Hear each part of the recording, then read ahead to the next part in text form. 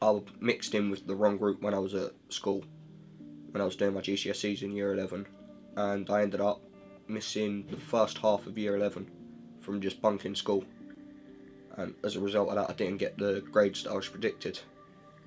That's one of the many things that have influenced me and told me that I had to mature. My friends, they had me drinking from year 9, so that would be 14, 15, sorry 13, 14, they had me drinking from then. From 15 or 16 they had me doing drugs. 16 they had me bunking off of school, fighting with people on the street for no apparent reason, just for looking at me funny, and I was just going down the wrong path. And as my mum said to me, I've lost people in my family through smoking and drugs and drinks, so why would I want to throw my life away when I'm so young?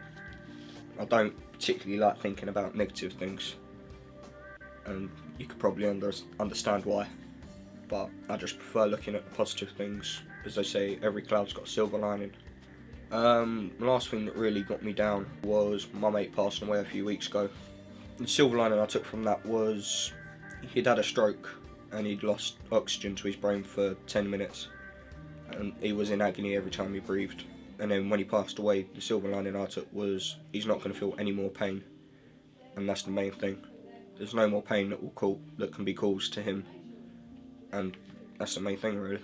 I've now got my head, I'm now clear-headed, and my mum's influenced me a lot. She's been able to sit down and talk me through things that I wouldn't have seen myself getting out of. I am very respectful to my elders and my family and others as well. I don't judge from first appearances.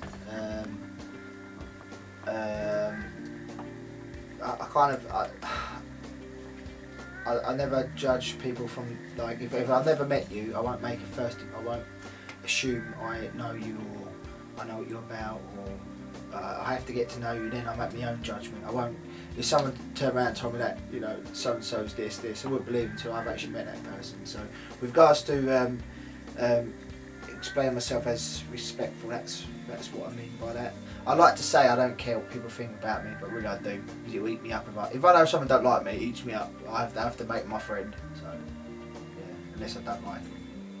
Like, one of my biggest fears is probably going to prison. I don't ever want to go to prison for anything.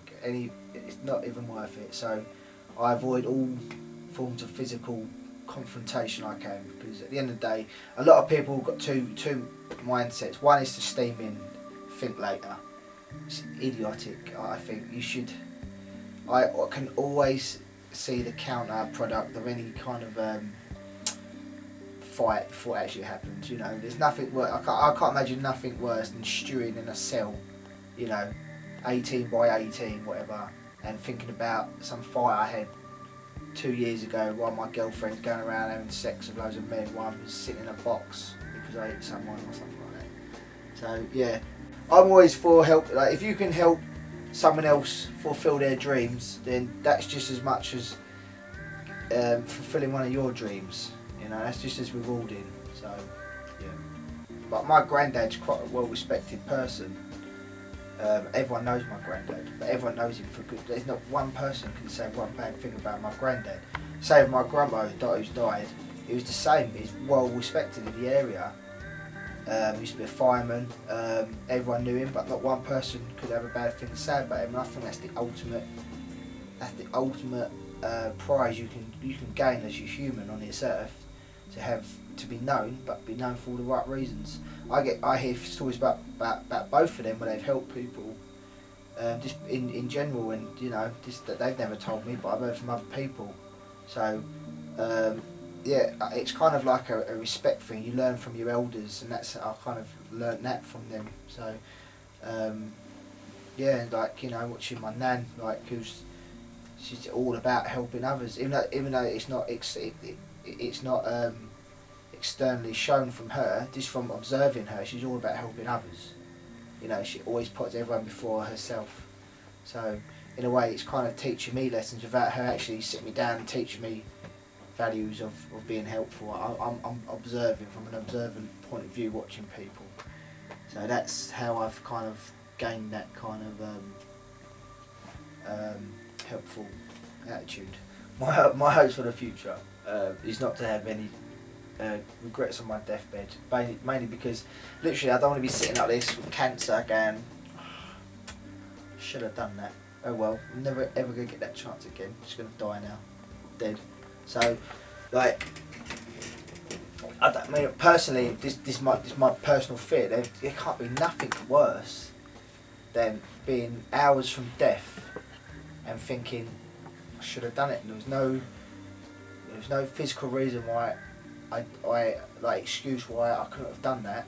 Just that sheer laziness or fear, you know, that I didn't do it. You should there's nothing to fear but fear itself. There's a lot of reason people don't do anything, and a lot of people that say, "Oh, you're never going to do that. You're never going to do that. You're never going," because they have the fear, and because they've never done it themselves. And that's I've driven myself to do stuff just from that kind of mentality. So yeah, I mean, in general, I just want to be happy. If you're happy, that's all that matters. Because people say, I want this, I want money, I want a house, I want that.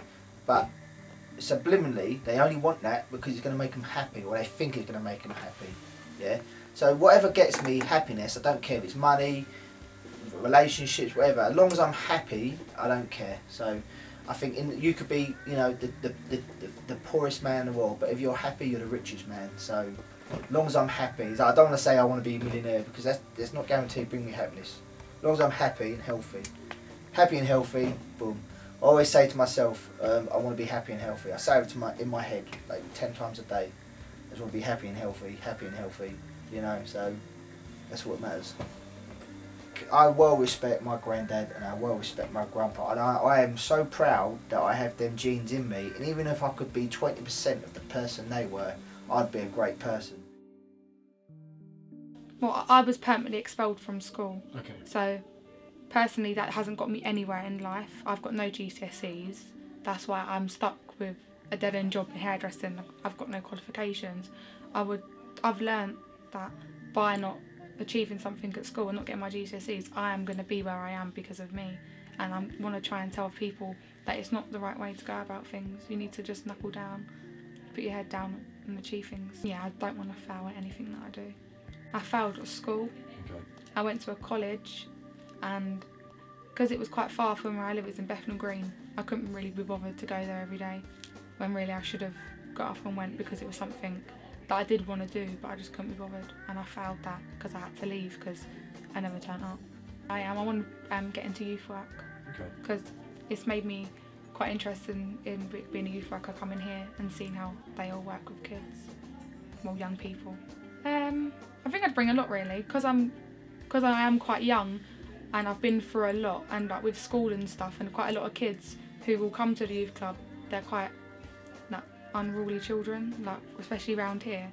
I can like tell them basically you need to fix up because it doesn't get you anywhere, and I've learnt that.